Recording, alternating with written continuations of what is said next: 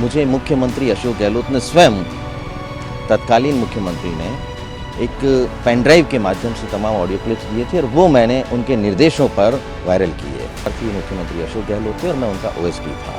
तो जो भी मुझे निर्देश दिए जाते थे मैं उनका पालना करता था और उसी कड़ी में मैंने वो सारी चीज़ें उस रूप में वहाँ कही थी। आज मैं पूरा का पूरा सच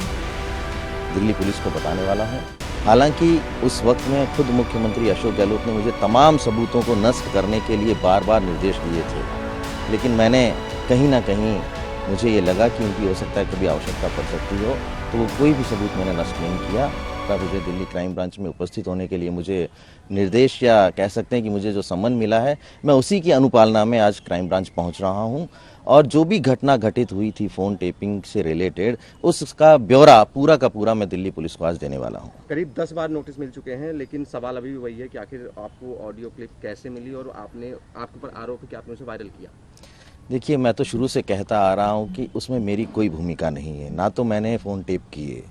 और ना ही मैं उस पूरे, कहते हैं ना कि वो मेरे क्षेत्राधिकार में नहीं आता कि मैं किसी के फ़ोन टेप करवा सकूं। मुझे मुख्यमंत्री अशोक गहलोत ने स्वयं, तत्कालीन मुख्यमंत्री ने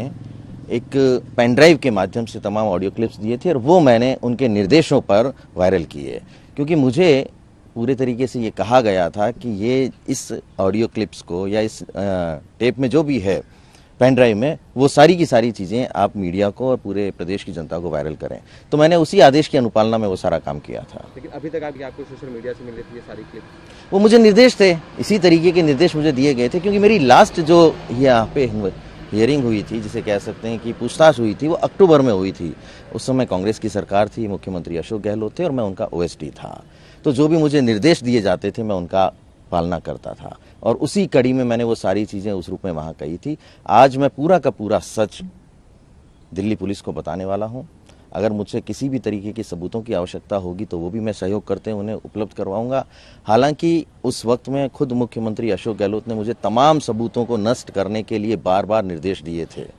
लेकिन मैंने कहीं ना कहीं मुझे ये लगा कि उनकी हो सकता है कभी आवश्यकता पड़ सकती हो, तो वो कोई भी सबूत मैंने नष्ट नहीं किया और आवश्यकता पड़ने पर मैं दिल्ली पुलिस को और कोर्ट को वो सभी सबूत वहाँ प्रेषित कर सकता हूँ या उपलब्ध करवा सकता हूँ। एक आखिरी सवाल, क्या माना जाए जितनी बार आप पेश हुए, आपने जो भी अपने